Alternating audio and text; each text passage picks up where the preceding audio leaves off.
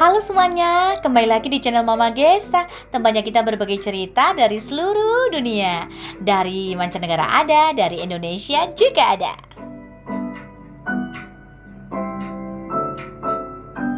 Bagaimana nih kabar sahabat Mama Gesa semuanya hari ini?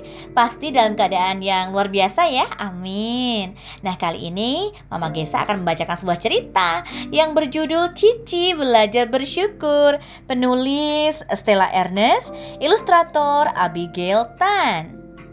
Seri cerita imajinasiku menjadi Indonesia.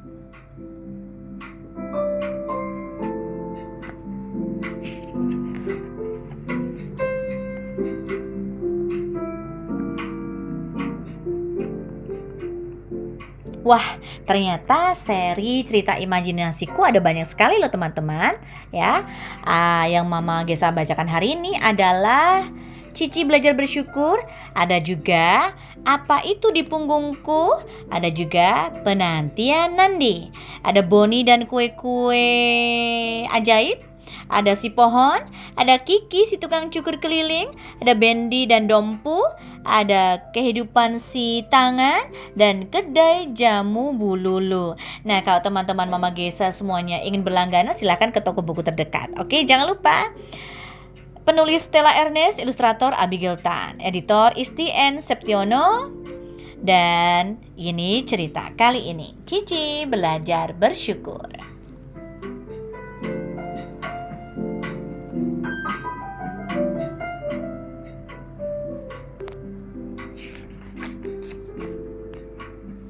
Cici kelinci duduk di tepi jalan sambil menggerutu. Wajahnya cemberut. Bosan, aku bosan dan kesal. Cici kelinci memang sedang kesal. Ia merasa kesal pada hidupnya sekarang.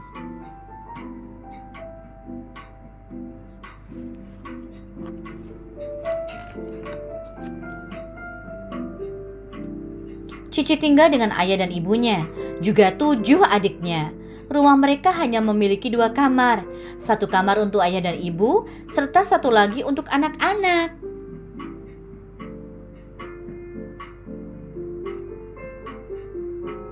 Cici kesal harus berbagi kamar dengan adik-adiknya yang selalu berisik dan sibuk melompat ke sana kemari.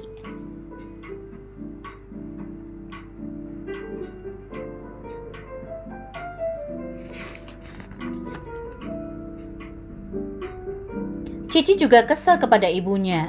Setiap hari ibunya memasak kue wortel atau sup wortel dan minumannya selalu jus wortel. Wah, kasihan Cici ya teman-teman.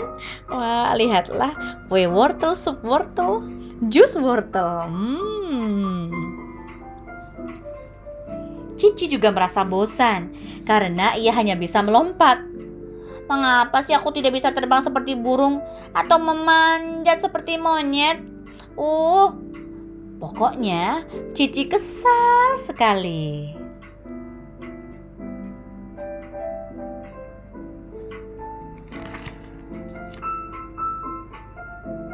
Cici memutuskan untuk berjalan-jalan mengitari kota kelinci.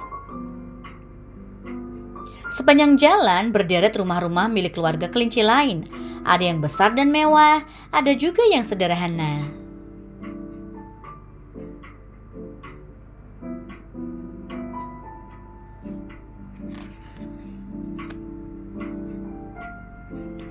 Ketika Cici melewati tepi hutan, ia melihat sebuah kardus lusuh yang ditinggali 1 keluarga kelinci. Mereka tinggal berdesakan di sana. Keluarga kelinci itu tidak punya rumah.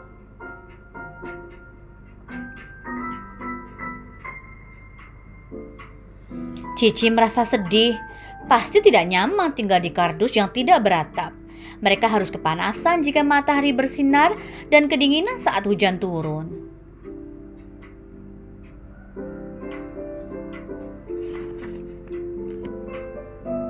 Cici jadi teringat akan kamarnya.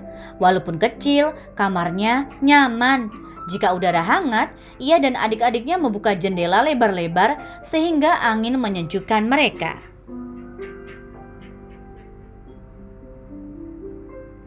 Jika udara dingin, ia dan ketujuh adiknya tidur sambil berpelukan. Wah, hangat sekali.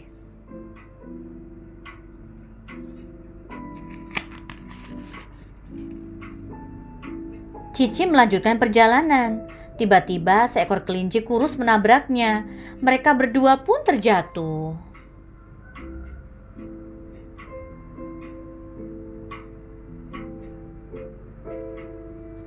Dari jauh terlihat seekor kelinci bertopi koki berjalan tergopoh-gopoh mendekati mereka. Melihat itu, si kelinci kurus ketakutan. Namun ia tidak sanggup berlari lagi.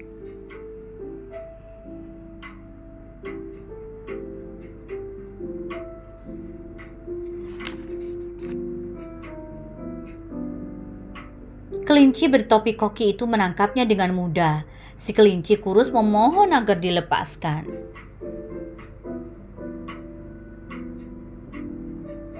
Rupanya, kelinci bertopi koki itu adalah pemilik toko kue di ujung jalan. Ia mengejar si kelinci kurus yang ketahuan mencuri sepotong kue wortel.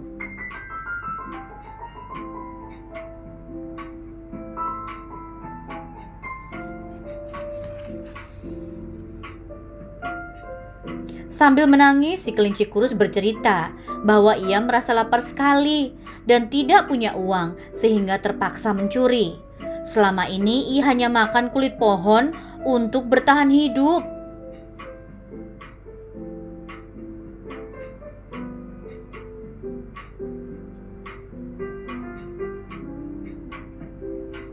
Namun hari ini, ketika ia melewati toko kue, ia ingin sekali makan wortel yang menjadi kesukaan para kelinci. Maka ia mencuri sepotong kue.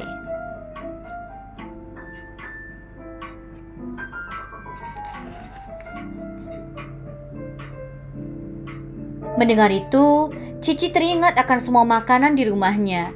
Ia bisa makan kapanpun ia merasa lapar. Cici jadi malu telah mengeluhkan makanan yang dibuat ibunya. Ternyata masih ada kelinci lain yang kelaparan.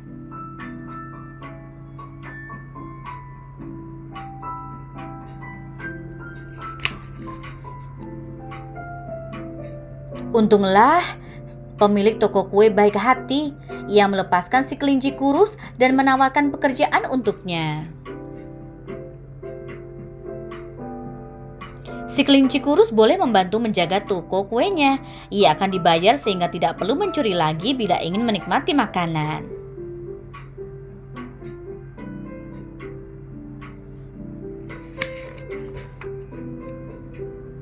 Si kelinci kurus senang sekali. Berkali-kali ia mengucapkan terima kasih dan berjanji akan mulai bekerja keesokan harinya.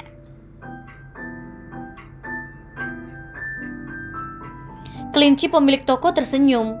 Ia senang bisa membantu kelinci lain. Sebelum pergi, ia memberi 2 potong kue lagi kepada kelinci malang itu.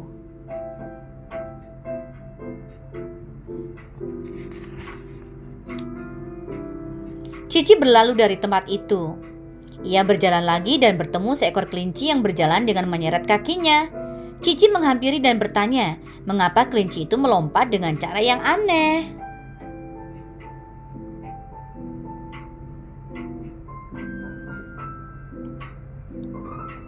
Rupanya ia cacat dari lahir. 1 kaki belakangnya tidak normal. Kelinci itu tidak bisa melompat seperti kelinci lain.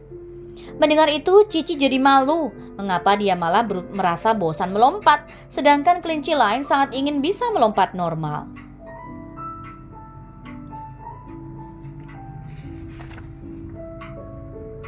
Tidak terasa hari sudah sore. Rupanya sudah setengah hari Cici berjalan ke sana kemari. Cici merasa lapar. Ia teringat kue wortel ibunya yang enak. Cici langsung ingin pulang. Sesampainya di rumah, Cici disambut ke-7 adiknya. Mereka memang berisik, tetapi sangat menyayanginya.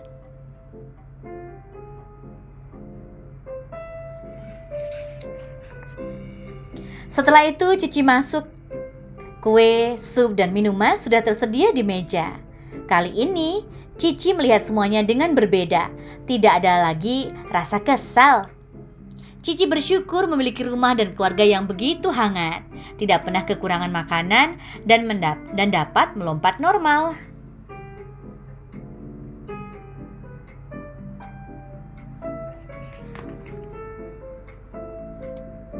Perjalanan hari ini mengajarkan Cici tentang arti bersyukur. Sudah sepantasnya kita bersyukur dengan hidup kita sekarang ini.